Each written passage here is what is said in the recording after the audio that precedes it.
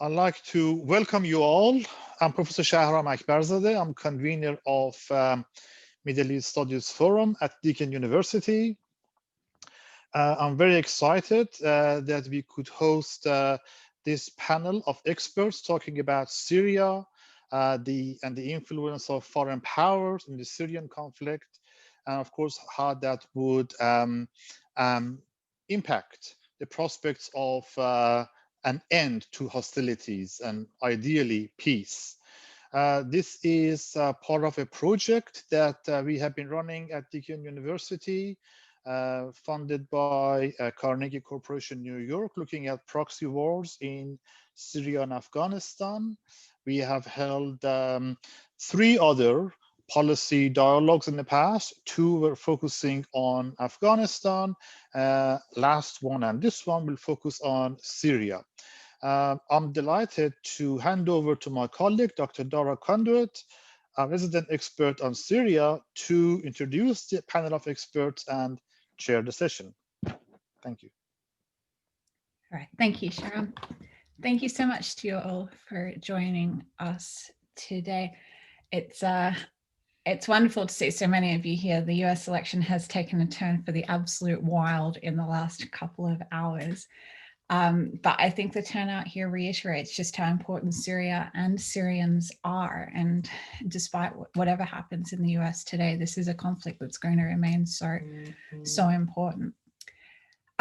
Before I start, I just wanted to open our seminar, as we always do, by acknowledging that those of us who are based in Australia are attending this meeting on the unceded lands of Indigenous people. Deakin University's campuses are based across a number of different Indigenous nations, but I'm dialing in from the lands of the Boon Wurrung people of the Kulin Nation, and I'd like to acknowledge their elders past and present and reiterate that this land was never ceded and that it always will remain Indigenous land. So I'm really excited to invite you all to this dialogue, which, as Shahram said, is the 4th and final dialogue in this series. And tonight we've brought together an all-star cast of thinkers on Syria to build on our discussion from last month about the role that foreign actors are playing in that conflict. The role of foreign states in Syria is probably one of the most hotly debated topics on the conflict. And while there can be no doubt that the Syrian revolution did start as had a completely domestic origin, foreign states have since early in the war sought to viewed Syria as a playground for fulfilling their own interests and have no doubt contributed to the bloodiness of the conflict and also the significant challenges that the country will face in the future. So we're very pleased that these 4 speakers have been able to join us from about 4 different time zones, I think, and to discuss this topic. Each speaker will speak for about 10 minutes, and I do ask that you all try to stick to this so that we have lots of time for questions. And once each speaker is finished, I will ask guests to form an orderly queue of questions by putting your hands up using the raise hand feature in the participants tab. Please don't direct message me, as it's really hard to manage the order of things in a democratic manner if people slide into my DMs as well. So please raise your hand. And then we will be able to run a democratic panel. So our first speaker today is Dareen Khalifa, who we are honoured to have with us. She is a senior analyst at the International Crisis Group working on Syria. She has 13 years of experience working on the Middle East with a particular focus on sub-state group dynamics, local governance and civil society. She's worked in the Syrian conflict in a number of different roles since 2013, including for the Centre of Humanitarian Dialogue, and has regularly travelled to Iraq and Syria to engage with civilian and armed actors on all sides of the conflict.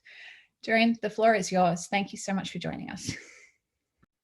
Thank you so much, Dara, and thank you everyone for attending. I totally understand that the bandwidth today is very limited to anything not US election related. But as you said, it's very significant that we still have people who, despite of everything, still are interested in discussing the Syrian conflict. I'll try to focus, I'll let Rime and my other Syrian colleagues focus more on things that really Syrians are better positioned to talk about. But I will, however, try to cover one of the key actors in the Syrian conflict today, that is Turkey. So for the past 7 months, we've had a de facto freeze in the Syrian conflict. Since March, we've had the ceasefire in Idlib, and since then, more or less, the front lines have been pretty much the same. Turkey has been the major enabler of the March 5 ceasefire, and it also remains to be a major spoiler of the ceasefire in northeast Syria. I think it's very important to try to understand the Turkish outlook to the Turkish strategic outlook to northern Syria in order to be better positioned to predict their potential moves in the north. In Idlib, I think it's key to get 3 major points in Turkey's strategic outlook. One is the fact that the Turkish military intervention in Idlib is not a very popular one here in Turkey. It's not like the war against the PKK. It's not something that there's a whole lot of buy-in for. It's something that the Turkish nationalists / Euro-Asianists think it's a conspiracy to drive them away from Russia. A lot of Turkish liberals think that it makes Ankara look like they're whitewashing jihadis. So it's not something that there is national momentum for. The second key point is that despite this lack of consensus, there is, however, a major general understanding that because the economy is in free fall, any new wave of refugees coming from Syria towards Turkey is going to be a nail in the coffin of the Turkish economy. It's not something that Turkey can tolerate at the moment. So that there is clear-cut general consensus around. The third key point is that Ankara has resigned itself to the fact or to the idea that the major rebel iteration in Idlib, that is Hayat Tahrir al-Sham, has become too strong, too locally rooted, to be rooted out of Idlib without a grave humanitarian cost, and more importantly to Turkey, without creating a new wave of refugees coming their way. They've also come to accept the idea that HTS, or Hayat Tahrir al-Sham, has been recasting itself as a Syrian local actor, has been trying to distance itself from transnational jihadist movements, and by pushing out some of the hardliners, silencing them, and at a lot of occasions actually going after them militarily. Ankara also looks at HTS as a potential useful interlocutor against some of the hardline elements in Idlib, including some of Al-Qaeda offshoots there. So in sum, Turkey's strategy towards Idlib could be summarized into trying to transform the current fragile ceasefire into a more extended stalemate that could potentially be transformed into something that looks like a robust form of decentralized governance, meaning that these areas would continue to be out of government control for the foreseeable future. Turkey also understands that that would require 2 key things. One is keeping Russia at bay, and Ankara has come to think that that is not going to happen without military deterrence, be it in Idlib or beyond. And that would also require some form of international buy-in to their strategy in Idlib, including the way they're dealing with HTS, in order to avoid being seen as being too friendly with jihadist groups there or whitewashing them, based on how a lot of people look at the Turkish strategy there. In northeast Syria, there is a similarly in northeast Syria, there is a key problematic actor for Turkey, that is the YPG, the Syrian affiliate of the PKK. Turkey has, for the past 5 years, made it very clear that they're quite uncontent with the US anti-ISIS strategy that basically, in their views, led to the creation of what looks like a YPG-led statelet in northeast Syria. From Ankara's perspective, they look at the northeast and they see a massive paramilitary force of over 100,000 fighters led by the YPG. They look at it and they see a huge civil apparatus that also has, I think, over 100 more than 100,000 civil workers as well in the civil apparatus. So from their perspectives, it looks a lot like a statelet. Northeast Syria is sitting on 80% of Syria's natural resources, including oil, gas, water, and wheat. So it has all the elements that would allow it to sustain and to act as an autonomous region from Syria for the foreseeable future. And more importantly, it has continued US cover. Last October, Turkey, as you all know, Turkey intervened militarily with key 3 objectives, one of which is basically, I think the key strategic objective was to deem the US-YPG alliance unsustainable. I think they were quite successful in shaking that alliance, but not ending it. Of course, they were unsuccessful in creating the other 2 objectives, that is creating a security zone or a safe zone in which would allow them to relocate Syrian refugees into this area. They were also unsuccessful in ending the YPG hegemony over northeast Syria, and I think that is key. And it's key because that means the mission is unaccomplished, it's unfulfilled yet.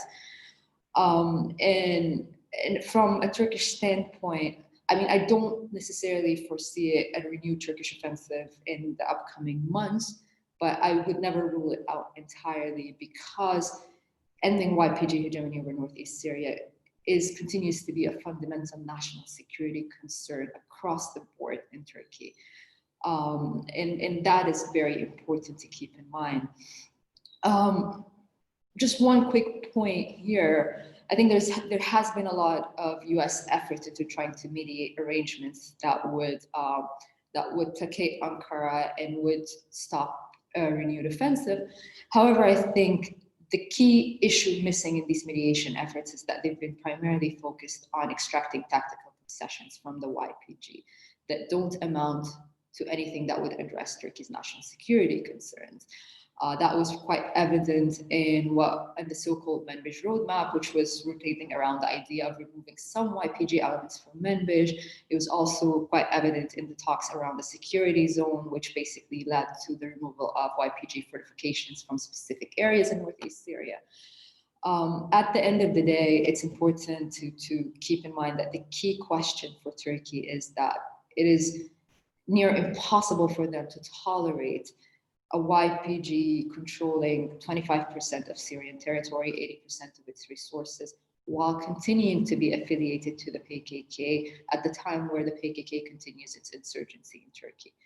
The YPG has to give up one of these 3 things, either territorial control, connection to the PKK, or if potentially there would be some kind of arrangement between PKK and Turkey. But these 3 things combined have proven intolerable to Ankara. It was also clear that there is no external military protection that would stop Turkey from going after the YPG. Moscow made it very clear during the Afrin offensive that there is a limit to how much they can push back against Turkish desire to intervene militarily. America or the US folding in the face of the Turkish October incursion also made it very clear that America's strategic alliance with Turkey supersedes its partnership with the YPG or with the SDF. And I think this realization is coming to sink in northeast Syria. The local actors are increasingly realizing that there is no military protection that is going to act as a buffer between them and Turkey, and that there needs to be some sort of political arrangement that would protect the area and that would be somewhat addressing Turkey's national security concerns. I'm going to stop here, but would be very happy to take any questions on the Northeast or the Northwest or beyond. Thanks a lot, Dara. Thank you so much. Such a fascinating insight into Turkey, which has been, I don't know, one of the most decisive actors in the conflict. So thank you so much for sharing your thoughts direct from Istanbul itself. We're going to move on to the next speaker now. We'll reserve all questions to the end, if that's okay with everyone. We are very lucky to be joined tonight by Jasmine Gani from the University of St. Andrews. She is a senior lecturer in the School of International Relations and also the Associate Director of the Syrian Studies Center. Her research and teaching focuses on European and US empires in the Middle East and Asia, Middle East ideologies and social movements, and anti/decolonial political thought and theology. And we are very, very lucky to have her here with us. Jasmine, it's all yours. Brilliant. Thank you so much, Dara and Shahram, for inviting me to be a part of this. And also thank you to Dareen, really insightful presentation. And actually the last points that you made about the United States is very helpful for me because it allows me to build on that. So some of the questions that we were sent beforehand, there were a series of them. I'm going to primarily focus on the question of how the future administration of the United States might play a constructive role in the Syrian conflict. And obviously this is very much in the balance. So I'm going to have to be considering two contingent potential possibilities. I might have something to say if I have a bit of time on how Syrians might be able to rebuild trust with one another, given the polarizing legacy of foreign actors in the conflict.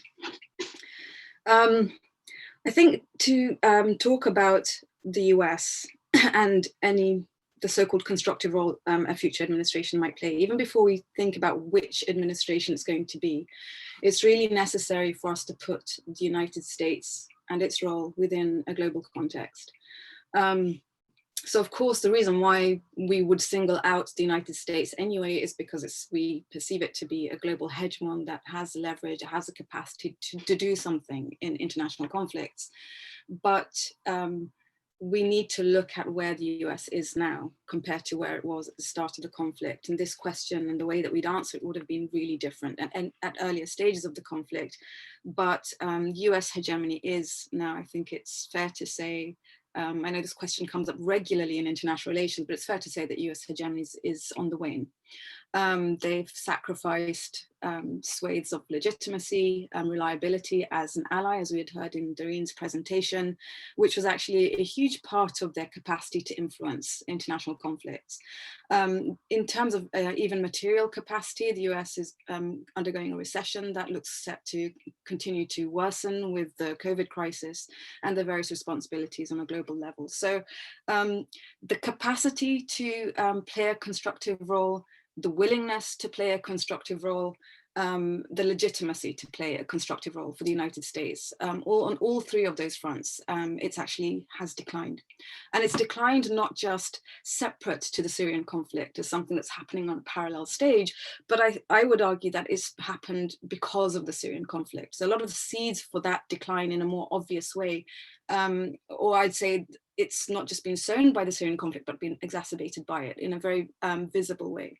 So when we talk about US ability to play a constructive role, it's already limited, right? And there are other actors who have come into the fray. So briefly though, I'm not going to go over what we saw with the Obama administration, but the context is necessary because initially for Trump, so much of his approach to the Syrian conflict was reactionary, and it was very narcissistic. It was about competing with Obama and having a comparison that made him look more decisive, regardless of what the long-term strategy was. Now, in terms of what he actually wanted with regards to Syria and what might happen if he was to win these elections, obviously we're still seeing how the results are going to play out. He has been actually, despite this apparent inconsistency, been quite consistent in sticking to a rhetoric of wanting to get US troops out of Syria, to wash his hands of Syria, not really seeing any particular positive benefits for the United States' national interests.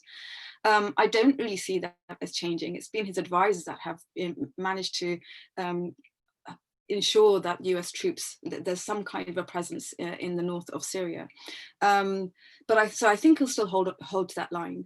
In terms of what has been done, of course, we've seen the ratcheting up of sanctions, the Caesar sanctions in June this year. Is that likely to play a constructive role?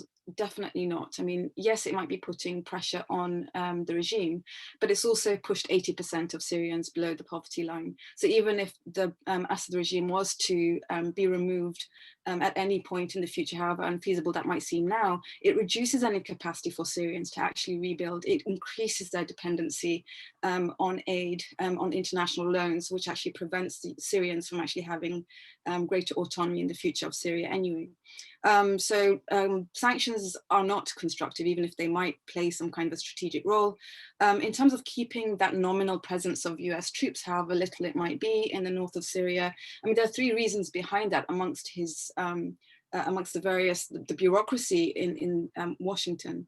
The reducing opinion is wanting to keep it there as a check on Iran, with John Bolton out of favor. That's less of a reason, as we've heard in the previous presentation from Dareen, maintaining the commitment to the YPG, to the Kurds, and maintaining a balance of power with Turkey.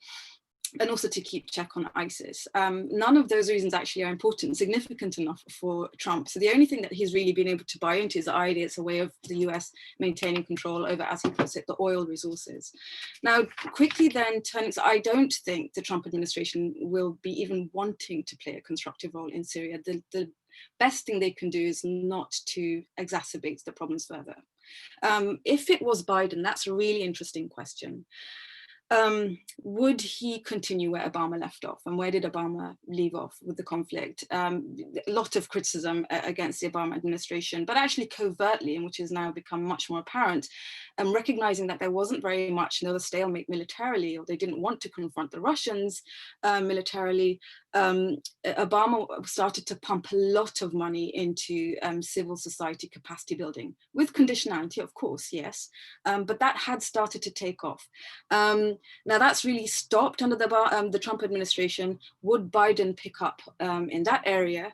And what's interesting with Biden is that he wasn't a hawk. He in fact was in the opposite end of the spectrum from the Clinton discourse. He was quite vocal and sometimes had to retract in his statements against funding or arming the opposition. So I think that he's not enthusiastic about committing any further to the Syrian conflict, but I don't think he'd withdraw troops. So he might continue to commit himself to capacity building in Syria.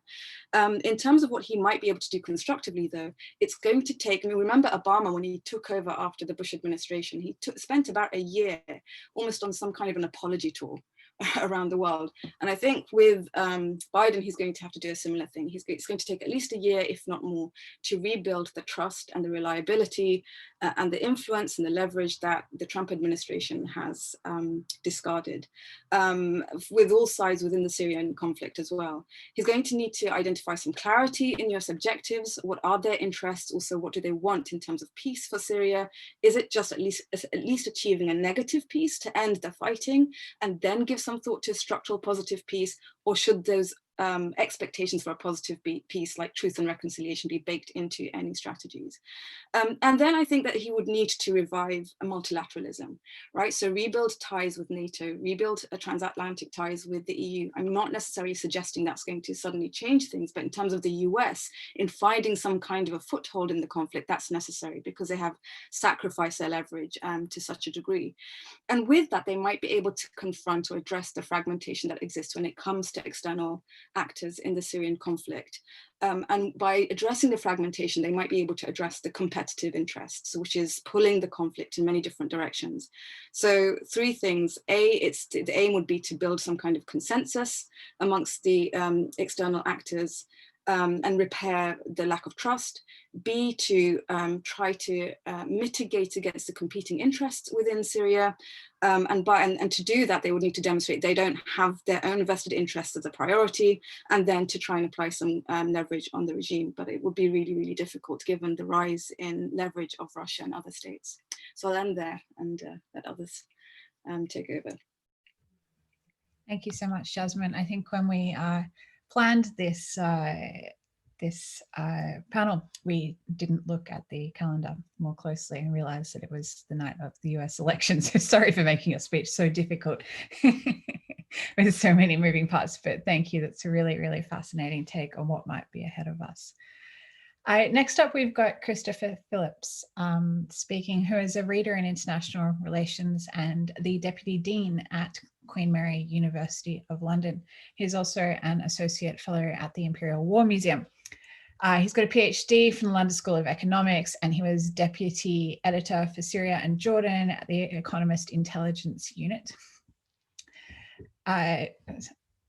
Sorry, I'm getting messages in the chat. No, I'm not trying to create diversion, Mariam.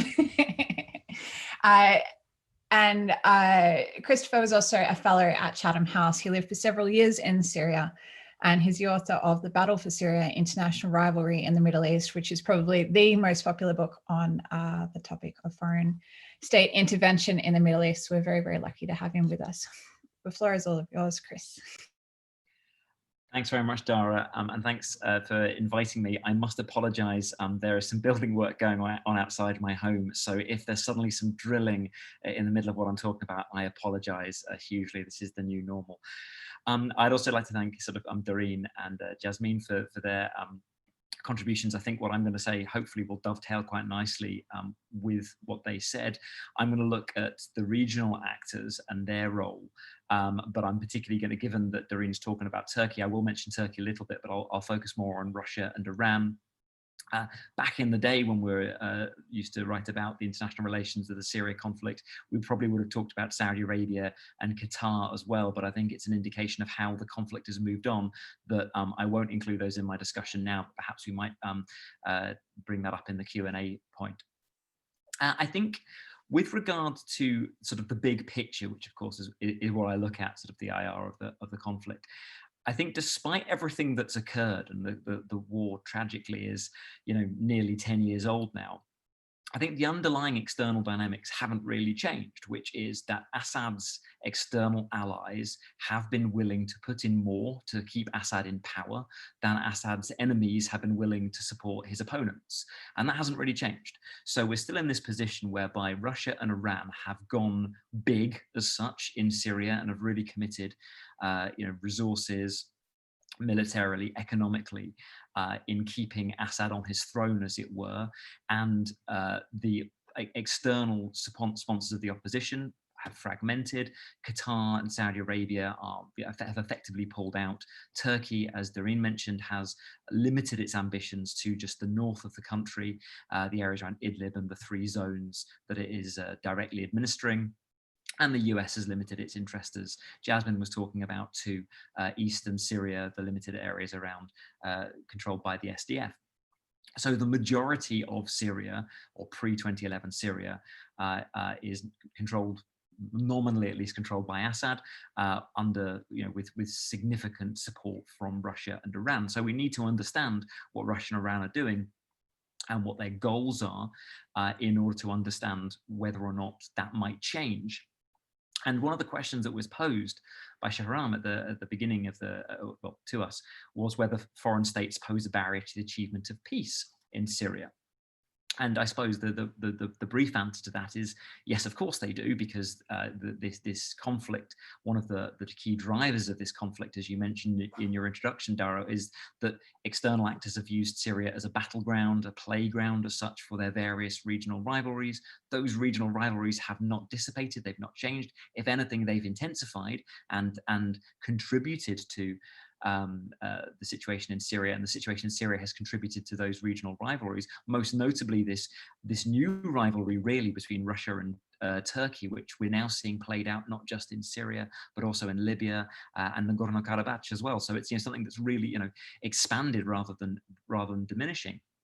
And until those rivalries, until either those rivalries diminish or Syria no longer seems to be as important to them as a battleground, I think it's very difficult to see how everyday Syrians, we can talk about the agency of Syrians, but everyday Syrians can overcome those external factors. So it's worth looking then at, well, what might change those external calculuses? Might Russia or Iran or Turkey or the US, as Jasmine was talking about, change their calculus so they might begin to see Syria as less important and be willing to negotiate, compromise, change their position? If we look at Russia, Russia is heavily invested in Syria, and it's heavily invested in Assad's survival.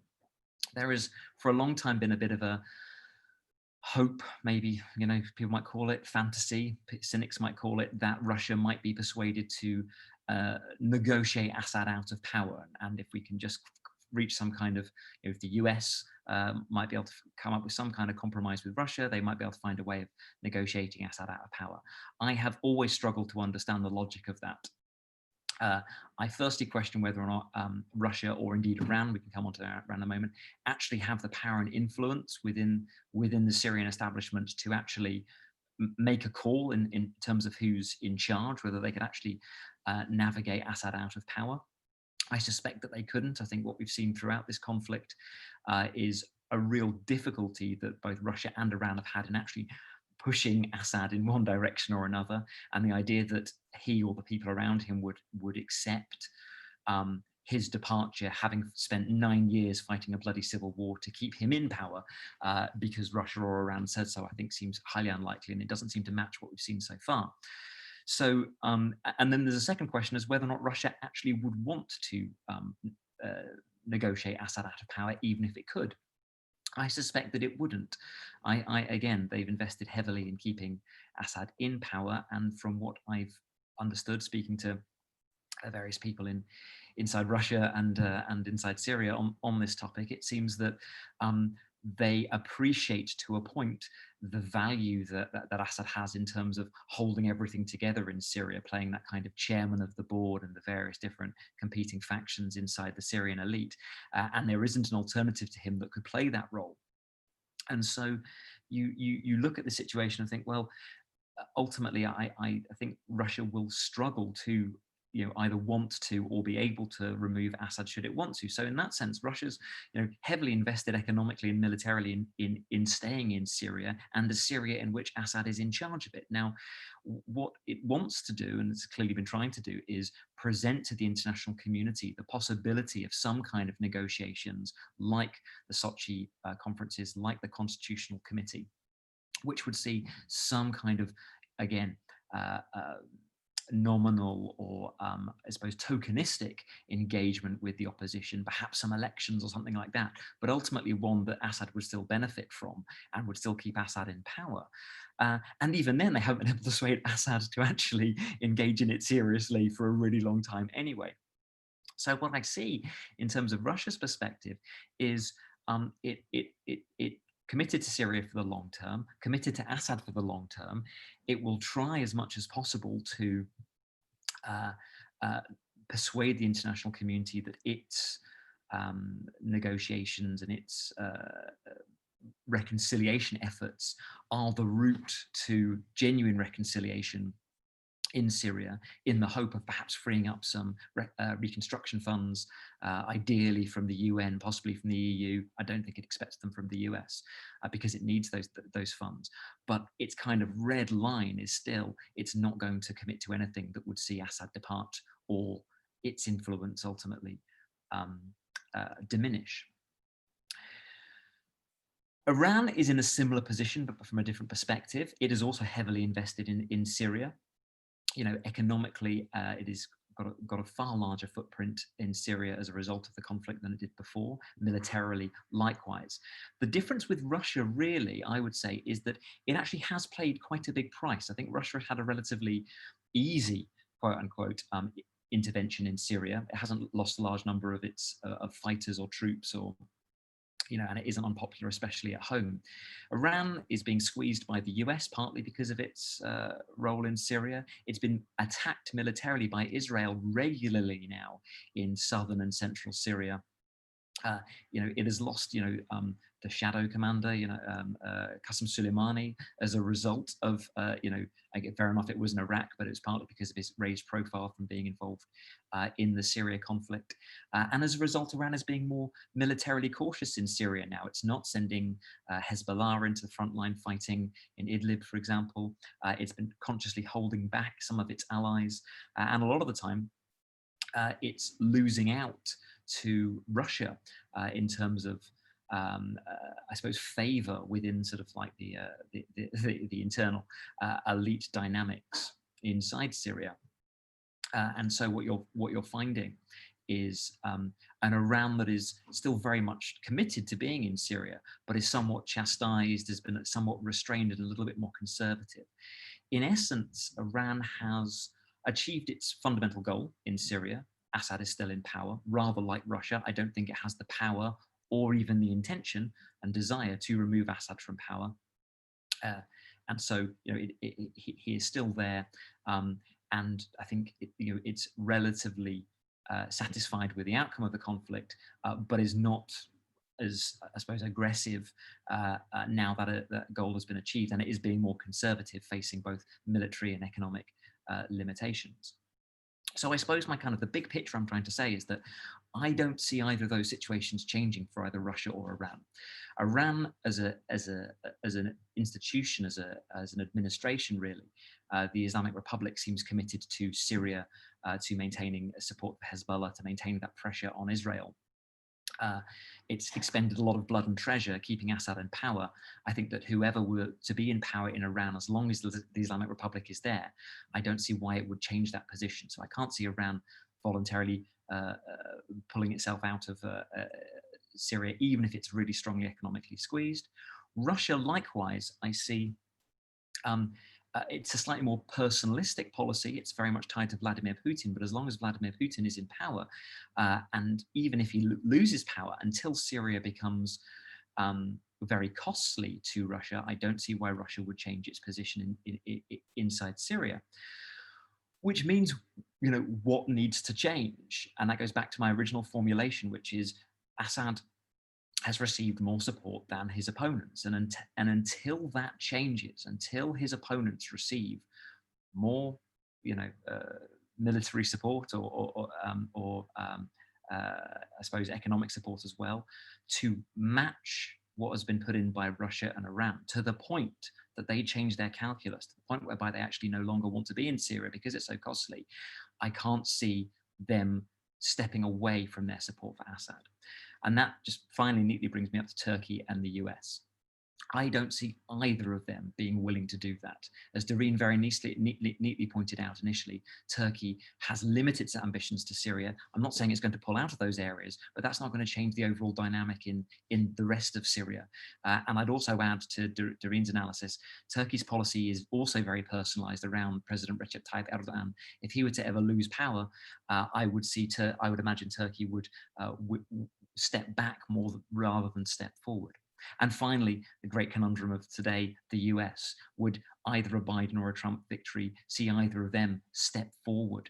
As Jasmine pointed out, I don't think that's going to happen. Biden isn't a hawk. Trump really wants to be out of Syria. Both of them, in many ways, want to focus their attention into other parts of the Middle East to the extent that they want to be involved in the Middle East at all. So until those dynamics change, I don't see, and I don't think they're going to change either, I don't think the existing dynamic that we see in terms of international relations greatly changing. That is one whereby Assad rules over the majority of Syria, not in a peaceful situation, but in a kind of grudgingly cold Pyrrhic victory, sponsored continually by Russia and Iran. And I'll end it there. Thank you. Thank you so much for that rather bleak assessment of the foreign state dynamics in Syria. So we'll move on now to our final speaker, Rime Allaf, who is a Syrian-born writer and political analyst. She was an associate fellow at Chatham House, and she's also on the board of directors of The Day After, which is a really important Syrian-led civil society organization that works to support democratic transition in Syria. The floor is yours. Thank you, Dara. Thank you, everybody. We've covered already, my co-panelists were kind enough to cover quite a number of points I would have alluded to. So let me take the contrarian position to a number of issues that were raised today. One is on Iran and one is on Russia. On Turkey, I don't have much to add to what everybody said. I think we do all agree on the big Turkish goals. Where I do not agree with my co-panelists is on the Iranians and on the Russians. For Iran, I think it's very important to remember that they are not wedded to Assad or the Assad regime per se. What Iran needs is a long-term solution to its hegemony in the region. What they want is wilayat al-faqih, and they need to control, and they boast of controlling several Arab capitals in the region. They have said that, I cannot remember which of the officials right now said it, but they have boasted of having 4 Arab capitals. They had Sana'a in Yemen, they had Baghdad in Iraq, Damascus in Syria, and of course Beirut and Lebanon. So for Iran, the issue of having Assad remain just to spite the international community, which is what Putin is doing, by the way, and I'll come back to that, is not an issue. Iran has been very slowly making sure that it is there to stay for the long term in Syria. Over the past years, a lot of the confiscated land has ended up in Iranian hands. A lot of land that has been bought by Iran. There's a lot of immigration from Iran coming and remaining, and from Lebanon remaining in areas which were taken from the Syrians who have had to flee and become refugees. This is a huge issue that is talked about by Syrians inside of Syria, inside of Damascus, inside of Homs, where there are huge areas in what is something that is referred to as genetic or demographic, it's not genetic, demographic engineering. This is a huge issue for Iran. Whether Assad remains or not is a moot point at this point in time for the Iranian regime. I'd really like this issue, this idea, this concept to be more present than it is for the time being, because it shows a very different approach. In the case of Russia, I don't think personally, and I know I am in a minority with a number of esteemed colleagues about what Putin wants from Syria. I do not personally analyze the situation as one of Putin committed to Assad remaining in power, or as one of Putin believing that only Assad can hold Syria together. I don't think that's it. Personally, and if you allow me to give a little bit of psychological analysis into this, and this is something I have been observing for a number of years, it is also related to what Russia as an old imperial power wants. And without oversimplifying the issue, without saying, yeah, that's all they want, Mother Russia to be important again, without saying it in those terms, I think we still have to consider that this is one main factor, just as Erdogan has this factor for his country and the Ottoman Empire, and just as Iran also is looking again for, if not sovereignty, at least great influence over the region. For Putin, excuse me, for Putin, the way to do that right now is to keep Assad in power. So Assad is his means and not the end in itself. Putin, in my opinion, is in a very difficult stage. I apologize, my voice is going. I am one of the ones who have not slept at all because I was following the elections. Putin has reached the first stage of his overall goal, which is to make sure that his troops, or he has a foothold in Syria. They have a Hmeimim airport in Latakia. They have the Tartus port, and they know that for at least the next 50 years, the Russians will be an inescapable presence in Syria. He doesn't need Assad anymore for that. The second thing that Putin wants is to be recognized as a power to be consulted in the region. He has also achieved that, and he will maintain that. Please excuse me. He will maintain that whether or not Assad is in power. The way I see this is that Putin has reached a dead end right now with Assad. We know that he has tried to put some pressure on Assad by withdrawing or withholding some shipments of wheat over the last weeks, which is why we saw a sudden crisis in the delivery of bread. And these are issues which really touch every Syrian, and we're talking about Syrians in regime-controlled areas, not Syrians in Idlib or outside Syria. We know for a fact that Putin is trying to coerce Assad one way or another without shaking the boat too much to agree to do some pretend negotiations in the Constitutional Committee, while understanding full well, Putin that is, that the day Assad changes, it's not really going to be through this Constitutional Committee. But Putin is trying to push Assad to do something, not because he wants to show that the regime is salvageable, but because he wants to show that he, Putin and Russia, are indeed the kingmakers. And why do they need to do that? Because having reached the first goal after nearly 10 years, and it took them 10 years to reach this goal, we do forget that point. It took them nearly 10 years to be able to regain control over a large part of Syria. And of course, we're not ignoring the US and the Turkish presence. But now that they've done that, what remains to be done? Nobody is willing to put in a single dollar for reconstruction as long as there is no movement. And Putin is stuck. He doesn't have the money to pay for it, nor does he want to. The Iranians don't want to, nor do they have that, because they have their own economic issue.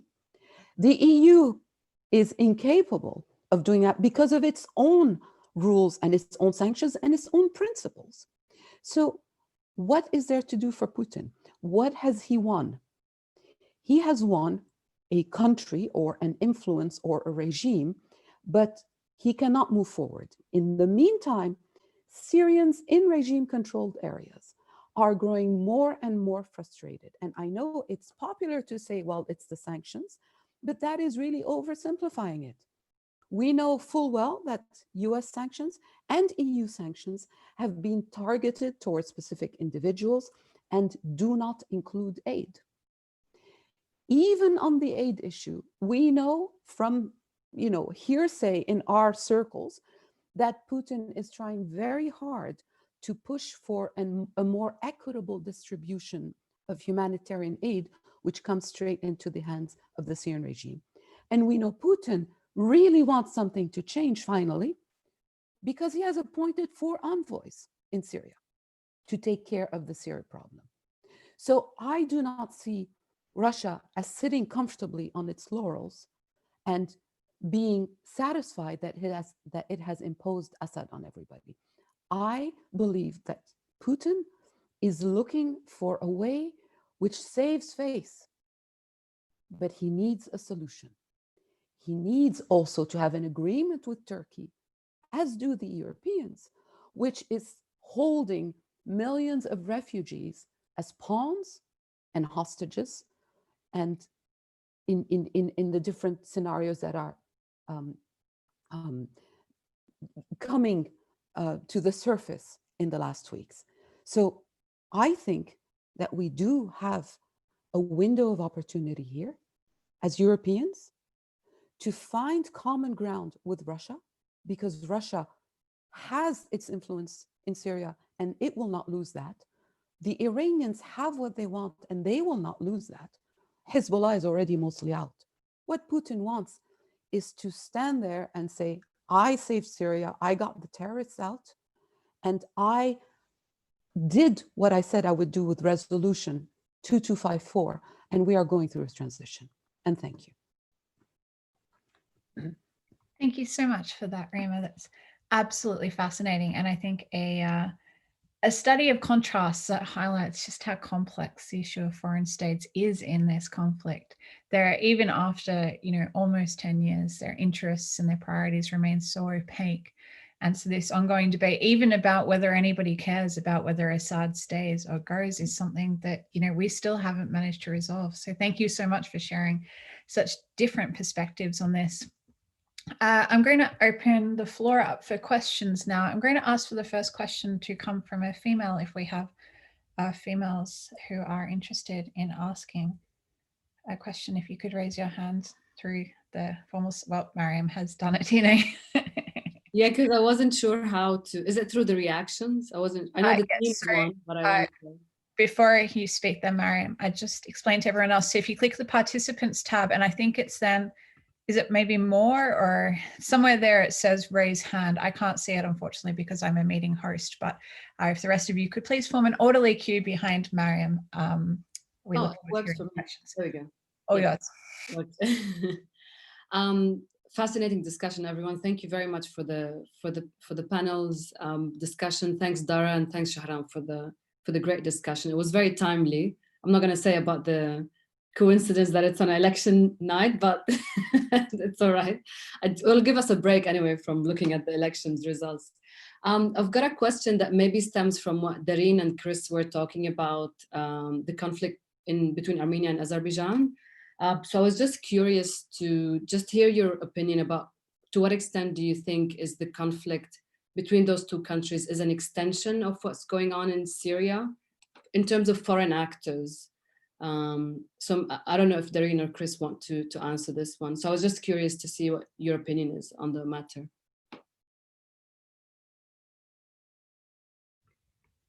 Thank you to either of you, or I mean, any of the panelists want to take a stab at answering that question? I can give it a shot, but so I'm absolutely not an expert on this. But what I could say is the way I described how the war against the PKK is something very popular in Turkey, the war in Armenia is quite as popular. It is something that there is a whole lot of national momentum behind. And I mean, I doubt that it has anything to do with like a power game to balance Russian influence. It is something really rooted in Turkish national security interests and concerns, and it has a lot of historical legacy and background. That said, of course, all these arenas are bargaining chips. You escalate in one arena and you have more of bargaining chips to counter influence Russia in different arenas. And we've seen that in the past couple of weeks in Russia escalating its attacks in Idlib this specific targeted attack against Sham, which is the closest Turkish proxies in Idlib, was, in my opinion, sorry, there's a call for prayers in the background, so it's quite loud. But I think it was a direct message from Moscow to Ankara that if you do escalate in one front, we're going to counter-escalate in a different front. And Turkey has also been sending all these sorts of signals. So everything is balanced, everything is tied and connected in a way, even though the interests and concerns in these arenas are, they're quite significant. And I say that because I get a lot of questions if there is a potential possibility for Turkey to have a quid pro quo that would include Libya, for instance, on it, like vis-a-vis Idlib. And I don't think that's on the table. Again, Turkey's national security concerns in Idlib stand. In Libya, they have very different interests that could not be traded off for that, even though these arenas, as I said, can be used to send all sorts of political messages and are used as bargaining chips. Thank you so much. Chris, did you want to add to that or not? The only thing I would add, and I think Dareen's absolutely summed it up perfectly, sort of like the way that these from the Syria conflict, these two rivals, Russia and Turkey, have expanded outwards, taking advantage of other and escalating their involvement in other arenas in order to try to outmaneuver the other. And it's in all of these cases, rather like Syria, like you said at the beginning, Dara, it's important to remember that these are legitimate, domestic, or in the case of Nagorno-Karabakh, international disputes. The Armenians and Azeris have both in their view legitimate concerns going on there.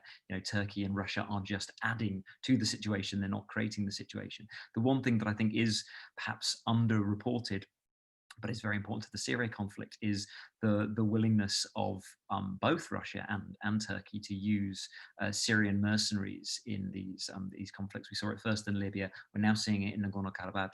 I've written about it recently myself. It's just a troubling trend. The willingness for these Syrians, who have initially taken up arms to fight for their own political reasons in their own country, and for whatever reasons, normally economic, have found themselves now in very distant lands fighting other people's wars just in order to sort of survive economically. And that's a real worrying trend that I think I think Nagorno-Karabakh isn't going to be the final time we see this of Syrians, all across different parts of conflicts in the Middle East and its environs. Thanks, Chris. And yeah, I agree. It's an incredibly sad, I think, outcome of the Syrian conflict that the poverty and destruction has come to this level, that there has been such a wide mobilization of former Syrian fighters as mercenaries. It's a really sad development. Our next question is from one of our PhD candidate, or from our PhD candidate on this project, Abbas. Abbas, all yours. Thank you very much. Hello, everyone. I have two brief questions, goes to Chris. The first one is, you mentioned that there was unbalanced levels of support to compared between Assad government and its opponents, the opposition armed groups. So what is the problem with the level of support to this opposition that they fail to achieve or sustain controlling some areas within Syria? There was a problem with alignment between them and supporting countries, or there was a problem between supporting countries, kinds of disagreement between them and supporting different factions, so they couldn't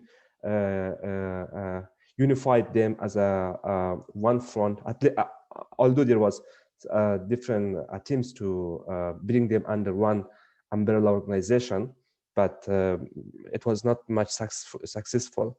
So the second question is, if the US sanction continue against Iran, what would be its impact on Tehran's role in the future in Syria, if assumed that if Trump win the election? What will be its impact on Iran's role in Syria? It will decrease its role and subsequently impact Assad position in the future, or it would be something different? Thank you. Thanks for those two questions, Abbas. Really, really interesting. They're huge questions. I'll try to answer them as briefly and succinctly as possible, and I'll invite my co-panelists to add anything that they wish on this.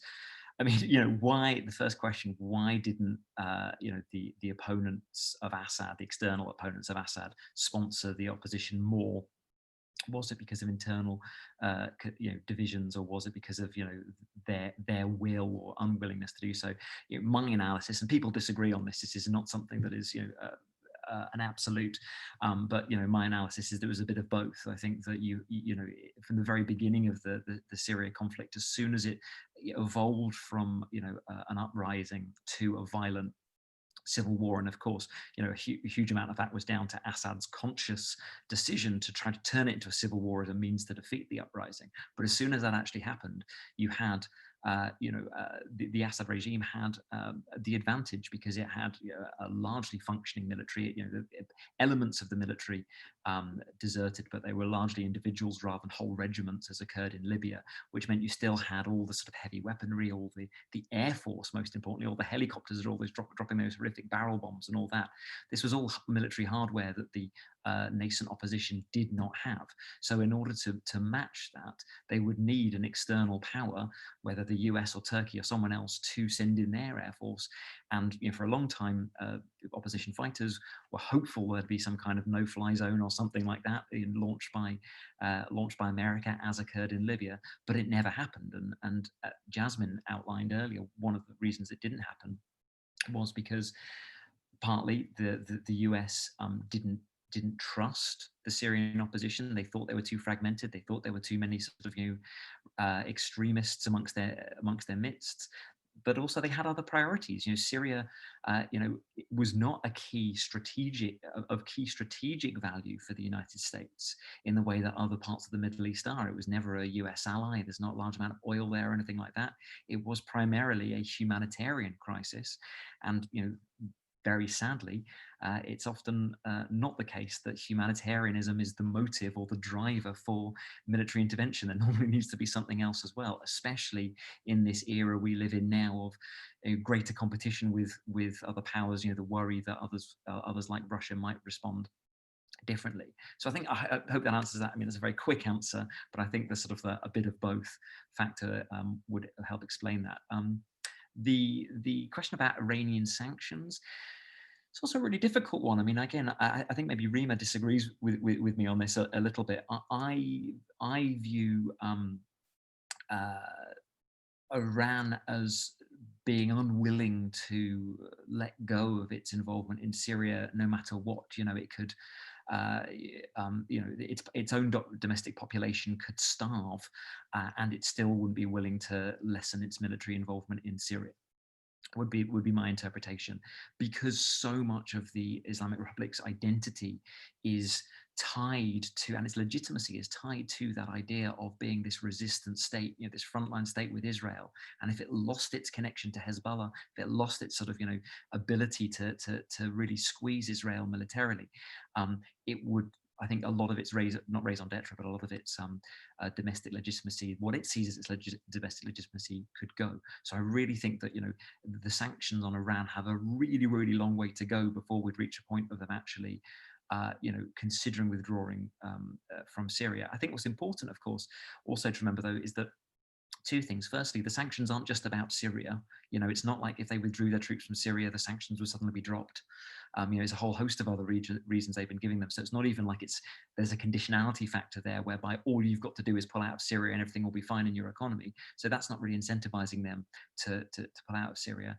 And then your final point about the role of Assad, as I mentioned before, even if Iran did pull out of Syria, and I don't think they will, but even if they did, that doesn't see Assad collapse. You know, he's still got a huge amount of support from Russia. You've still got the problems that the opposition have had in terms of being able to form an alternative to him, and you've still got, you know, a very embattled and unpleasant, but still loosely functioning regime that wouldn't just instantly collapse the way that if the Iranians pulled out. It's not like the Iranians are just there propping them up. That's, in my view, that is a mistaken analysis. They are a component of, I think, three important pillars that are keeping the Syrian regime together. One pillar is domestic, one pillar is Russian, and one pillar is Iranian. You know, it's not like the whole thing collapses if the Iranians go. Hope that answers your question, and I'm not sure if my co-panelists would like to add or challenge anything I've said there. Thanks, Chris. Jasmine, did you want to say something? And I thought, Rime, you might also have a response too. Yeah, thank you. All three of you, go for it. So I want to build on some of the points that Chris made, actually. So in terms of the opposition, I agree with everything that has just been said. And Chris alluded to the fact that he's not really going to, in his presentation, he didn't want to talk about Saudi Arabia and Qatar as much because they've really receded from the conflict. But despite the fact they have now, they have a huge responsibility in undermining the collective efforts of the opposition. So once the opposition became a coherent force, Saudi Arabia and Qatar both chimed in to the conflict, and then we saw this really unseemly rivalry playing out between the two of them in wanting to control the opposition. And so then you had Qatar funding what was considered to be, and this is very much Dara's area, but considered to be a Muslim Brotherhood contingent within the opposition, at a time when the Muslim Brotherhood seemed to be on the ascendancy after the uprisings in the region. So it seemed like there seemed to be sort of momentum behind that. Saudi Arabia, very much in fear of what they were seeing happening in other Arab countries, ensured that they wanted to ensure that that didn't gain momentum, wanted to stymie the efforts and the aspirations of Qatar to have any kind of a role in supporting the Muslim Brotherhood with the opposition in Syria, and then were funding rival opposition groups, particularly labels are always problematic, but what might be described from the outside Salafist and more jihadist inclined opposition groups. And those various opposition groups cancelled each other out. It prevented the opposition, and that's not the only reason, from having more of a coherent voice and a platform. Another thing that did, I think, undermine the opposition is the perception that a lot of the opposition were driven by or being represented by exiles or those who did not have connection with Syrians within the country. So a lot of the funding that was going towards the opposition, there was a perception amongst some Syrians, or many Syrians from within, who were doing the legwork, so to speak, thinking that this was being siphoned off and there was corrupt practices amongst some of the more so-called official opposition. So it's a mixture of perceptions from within Syria of what the external opposition represented, and whether they actually were connected enough to the interests and understood what was happening within Syria's borders. The Assad regime was able to really play off that to demonstrate that the Syrian opposition didn't have legitimacy from within, as well as the rivalries from the regional actors that really undermined them. In terms of the question of Iran,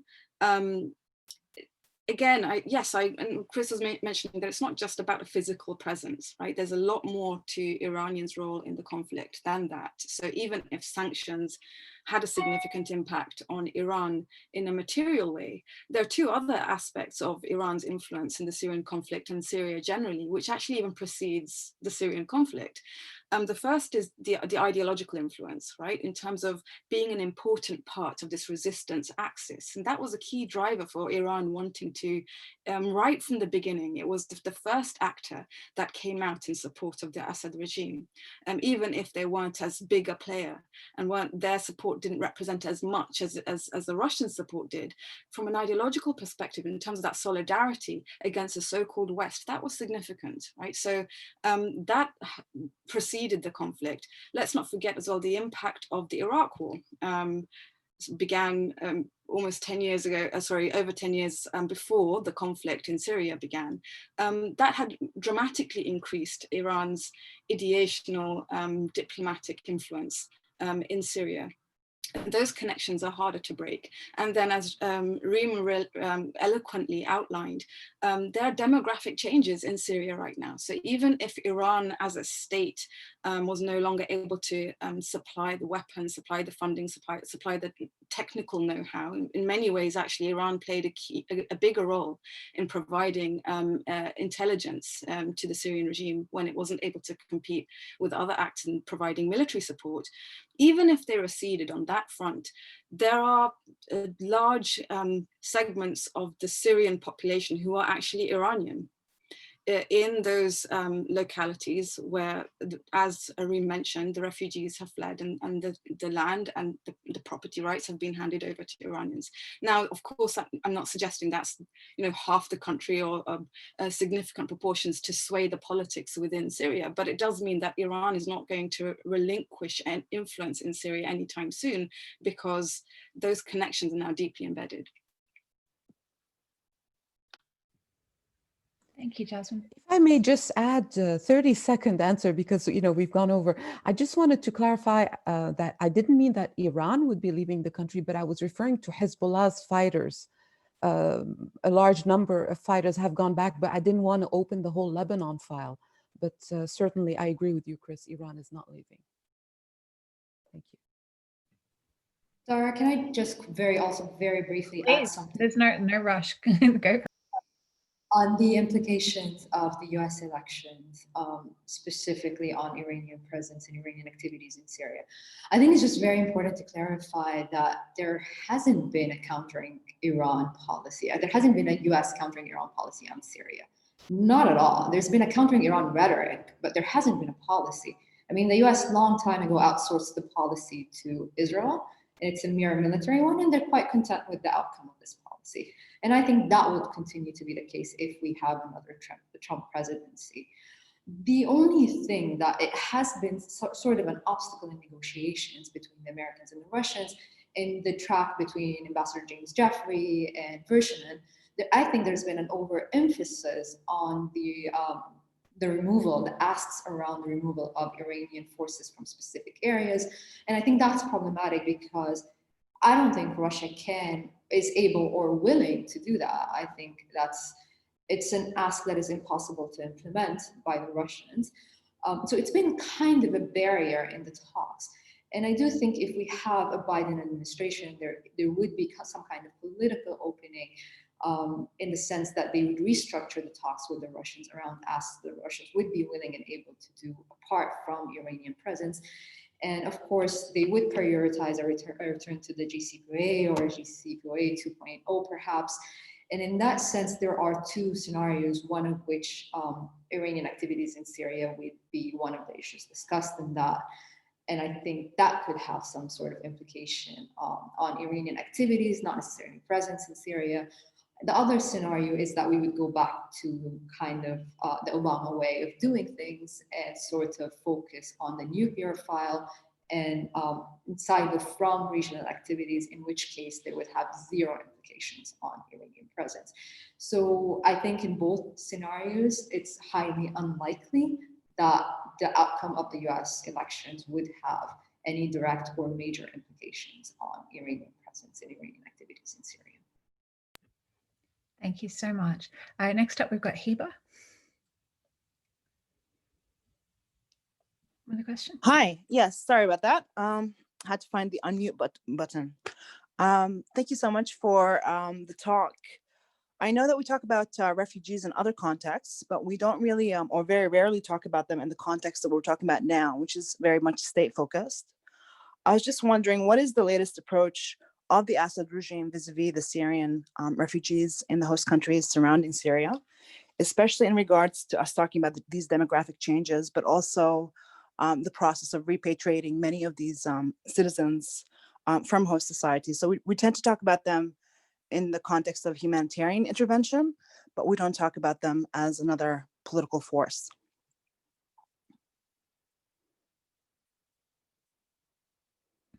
Who would like to answer that question?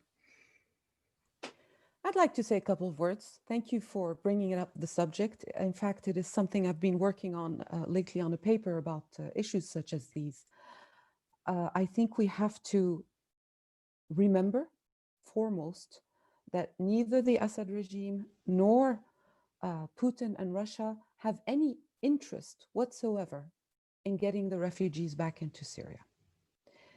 Within Syrian circles and within even loyalist circles, it is an open secret that, on the contrary, not having these Syrians return is a big relief, because this is another piece of the population that they don't have to worry about.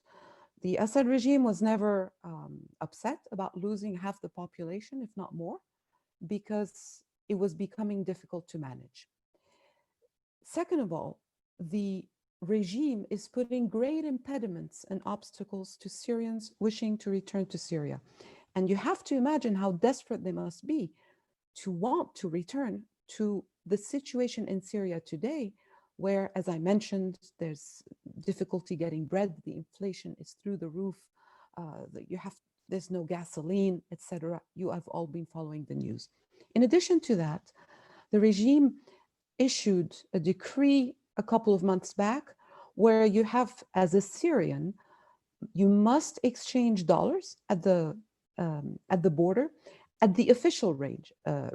And the whole object of this exercise was for the Syrian regime to take $100 from every single Syrian who comes into Syria. So I wrote about this at the time. In Syria, we have an exit tax, which is applied on every Syrian, and now we have an entry tax. So Syrians are the only people in the world who have to pay, practically, basically get a visa to get into their own country. These $100 per person are out of the reach of 99% of the refugees. And last point is that these refugees, when they come back, are not exactly being taken over by an organization or by a government or by an entity. They're left to fend for themselves. If they find a place to where they can get into Syria, where are they going to go? Their homes have either been destroyed or confiscated, and if not, they do not have the deeds or the proof to say that this is my home. For the most part, a lot of them will find themselves having no choice but to head towards Idlib. And for a lot of refugees, they wonder what is better or what is worse. Do we go through the whole trouble just to end up in Idlib, not knowing what will happen there? Or do we stay in Lebanon or in Turkey? But that said, there probably will be some changes coming, because every neighboring country is beginning to get a little bit antsy about the issue of refugees. Thank you, Rima. Next up, we've got a question from Tina. Hi, thank you for the very interesting talks. I wanted to ask a question about Idlib and Hayat Tahrir al-Sham. Dareen, you mentioned that Turkey can and has found ways to work with the HTS, and I was wondering what would be the requirements for Russia or Iran to have some kind of cooperation with that group if Idlib becomes this frozen conflict or sort of Gaza type situation. Thank you. Thanks a lot, Tina. Just to clarify, I didn't say Idlib is working with HTS. I said Turkey's tolerating the presence of HTS and are looking at them as a potentially useful interlocutor. that said, I think it's a very important question. What is it that HTS could do in order for it to be tolerated by Moscow and by the regime and by the Iranians? And I think the short answer is nothing. I mean, no one has been tolerated by the most moderate of opposition forces have not been tolerated by the Russians, the Iranians, or the regime. So I don't think the process of HTS transformation is at all directed towards the Russians. As I tried to highlight in my intervention, I think Turkey has come to understand that the only thing that would keep the Russians at bay is military deterrence. Nothing else. They don't care about any transformations happening within HTS.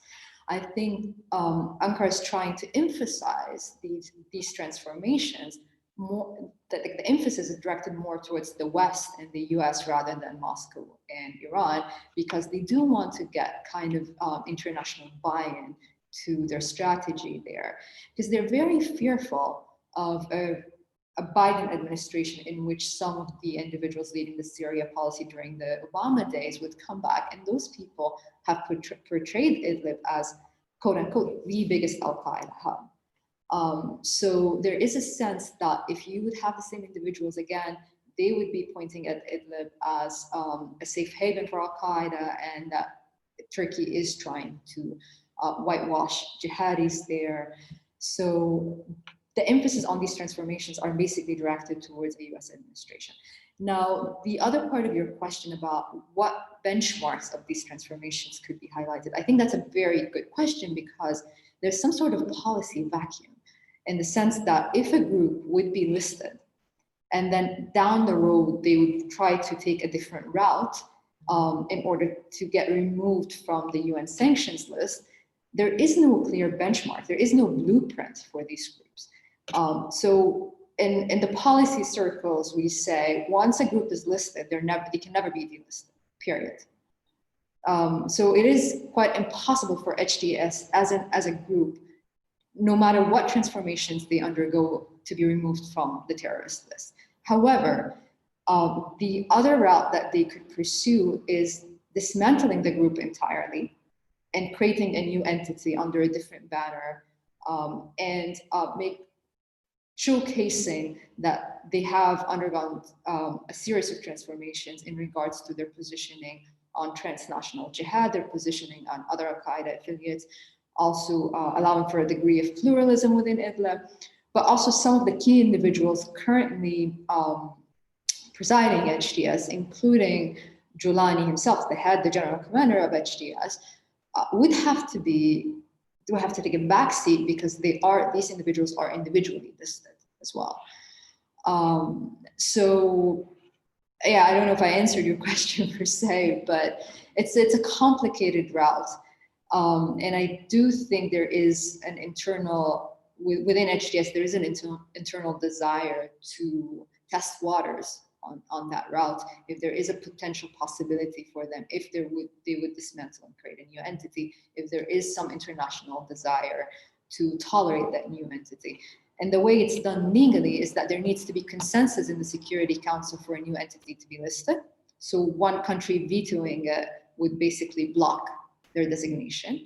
And we've seen the US becoming increasingly reluctant to designate groups because they realize it creates a conundrum for them. Once you list a group, it makes it impossible to negotiate with them. It makes it impossible to have any form of diplomatic avenue or political way in dealing with them. So I think there's still a lot of question marks if HTS is capable and willing of taking that route, and if they do, if the international community would reciprocate in a way and kind of take a step back in designating a new entity that would be formed. Can I just add something to that as well? Which is that, of course, the position of Turkey within the international community is really important within this. You know, for that to work, the international community has to trust Turkey when they say, look, HTS have reformed, they've changed, because Turkey is seen, you know, is effectively sort of like the overpower in Idlib. And of course, just looking in the news today, like Turkey's relations with its Western allies at rock bottom. Look what's happening with Macron. Look at sort of, you know, the allegations that are being made about Turkey being a sponsor indirectly possibly of some kind of Islamist terrorism. Like all of that would need to change in order for Turkey to reach a level of trust for them to be able to rebrand HTS.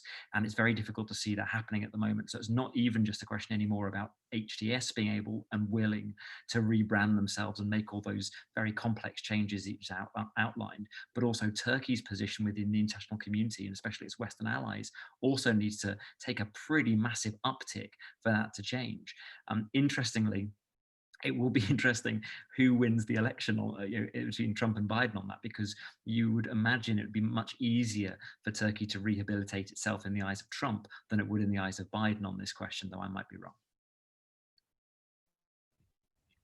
Thank you for bringing us all back down to earth and reminding us that the election is still underway, Chris.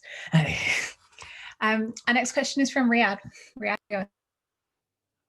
Yes, hi. Thanks for the panelists for their presentations and the discussions that followed. I descend from Iraq and I lived there until 1992. And the experiences of the country under the Ba'ath Party, the sister party to the Syrian regime's Ba'ath Party, the Ba'ath Party has got an apparatus that is so enmeshed in the society through security, through the army, through the so many tools of oppression. And it took an occupation and dismemberment to remove the regime of Saddam Hussein, and the Iraq ended up in a big mess. My question here is, what lessons and what parallels can be drawn that the Syrian opposition can learn from the experience of Iraq, in that it can remove the regime without creating the mess that Iraq is in now?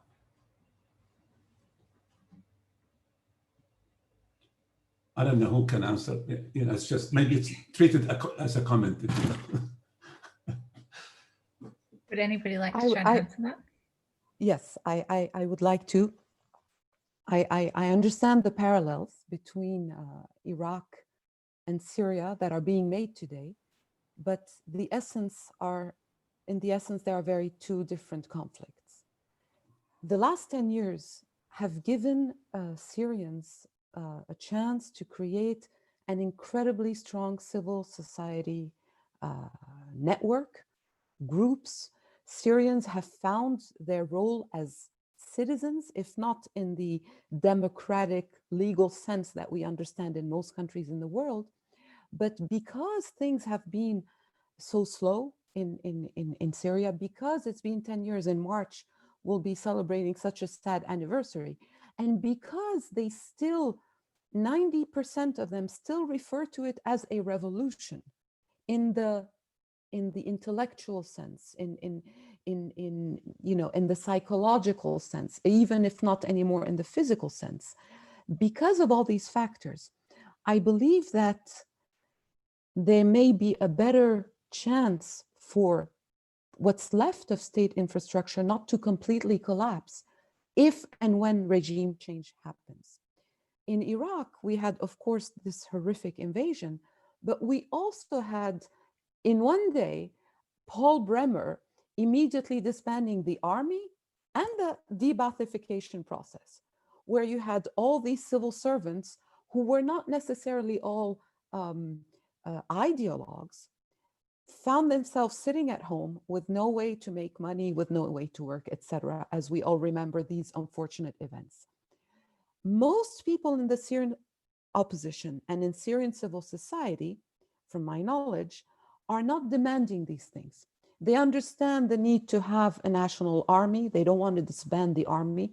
They understand the need to have a number of institutions remain as they are, but there are some elements of the institutions which, this is where they, that's their red line, the security, the intelligence, and those specific elements of the Assad regime. But I believe that because Syrians have had such a long time, I think they can salvage more than what was salvaged in Iraq, unfortunately. Can I jump in? Yeah, thank you. Thanks first of all for Rime, really interesting, insightful answer, and it's a great question, because I do think for a lot of Syrian analysts, or especially, and those who also work on US, that example is constantly at the back of our minds, right? Almost as if that's a comparison. And as Rime mentioned, there are a lot of overlaps, but there are some quite significant differences. And the first is the speed and the suddenness, which has just been mentioned, with which the de-Baathification process happened in Iraq. But it wasn't just the speed; it was who was responsible for that. So it was almost a blanket case of occupation by a Western power, feeding into all of the ideological narrative that already existed within the region, and also fostered by the Iraqi regime, that seemed to, and all of that rhetoric seemed to be completely legitimized and validated as a result of what happened. Since with the de-Baathification process, what you immediately got was, it's replaced with not just a chaos, but invited an insurgency from all quarters in Iraq, which was then also supported, interestingly, and supplied and facilitated by the Syrian regime at the time, opening up its borders and opening up the floodgates for more fighters to go and to join that insurgency. Now, the borders are porous enough in Syria. We know that that's still very much a possibility, has been throughout the conflict. I think that it is an optimistic take that over the past 10 years, Syrians have had a lot more time in a way that, of course, prior to the start of the uprisings, a lot of the ideas of gaining that political know-how, right, and how to operate when there's a vacuum of power.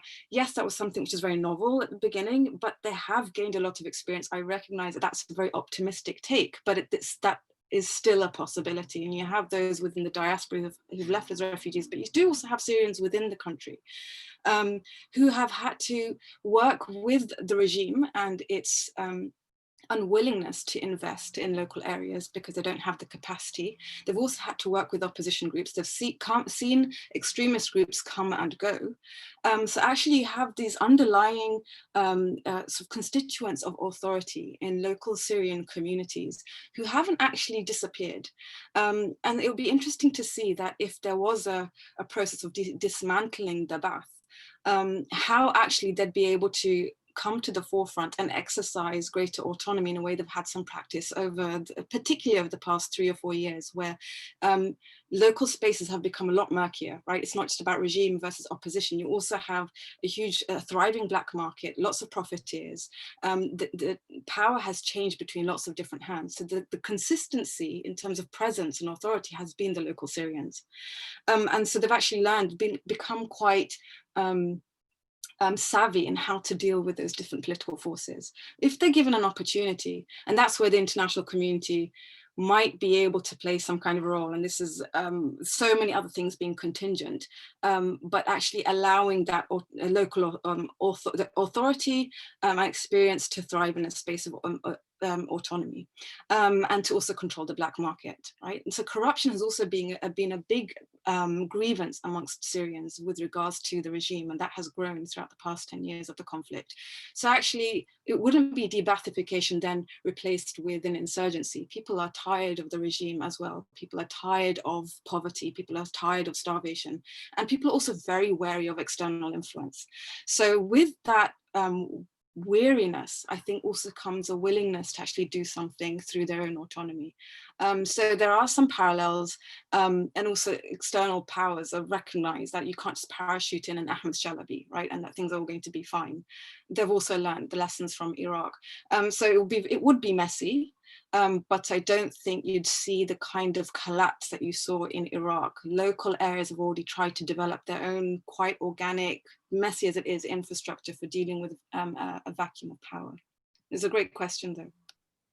Thank you very much. Really appreciate it. Thank you. Dareen, did you want to speak? Yeah, just very briefly to Riyad's point, and I mean Jasmine and Rime just like really elaborated a lot of key points, but I think it's important also to put things in context that this is a mere normative intellectual exercise that we're doing, because in reality there is no regime change agenda. The same way there isn't a countering Iran policy, there is no regime change policy. There hasn't been one for the past 8 years. I mean, there's a lot of rhetoric, but there isn't a policy per se. What there is half-baked political interventions here and there, in addition to the broader countering ISIS or the ISIS campaign. But with the beginning of the war, there was a US president who was really reluctant to have any kind of intervention in Syria. He didn't see the point, he wanted to pivot. And there was really no US desire or no desire whatsoever to have a real policy that would lead to regime change. I don't think Trump is any different than Obama in that they share the same instincts and not seeing the point. So when we talk today about regime change and the Caesar Act, the new round of US sanctions, specifically brought that concept or that notion back to the table because people point to the really high ceiling of demands within the Caesar Act as the US trying to pursue regime change through economic pressure. I think that's factually incorrect. I don't think the US is trying to do that. I think what is happening is the wording of the law, of course, sounds maximalist because it talks about accountability and whatnot, things that are not in the nature of the Syrian regime to ever pursue. That said, I think in reality, in political conversations between the Americans and the Russians they fluctuate between a quite low ceiling of inconsequential asks like the Constitutional Committee, or asks that they know is not going to happen, like the removal of Iranian forces, or some vague references to Security Council 2254 without really indicating without actually them knowing what they precisely want out of that. But there isn't a regime change agenda. There isn't a regime change policy. I don't think anyone is now considering that. The focus now is primarily on consolidating the current very fragile freeze in the conflict, turning it into something more sustainable, meaning that the Syrian regime will continue to control areas currently under its authority, and that the entirety of northern Syria would remain under the control of paramilitary forces. And now the questions asked about these forces, how can we make them more tolerated locally, but also for their geopolitical and geostrategic environment. So trying to make HTS a more tolerated actor, trying to work with the YPG to make them also a more tolerated actor. So the policy discussion on Syria is way more nuanced than it was in 2011 and 2012, where there was talks about regime change, but no actual policy backing it whatsoever. And I'll conclude with that. Thank you so much, and what a way to conclude this entire panel. Thank you so much to all of our audience for joining us. Some of you have been here through all 4 of our policy dialogues, and we really, really appreciate that. And thank you so much to our 4 panelists, who I don't think we could have asked for a better discussion from the 4 of them, for really diverse viewpoints. So thank you so much to you all for joining us. Please join me in thanking them.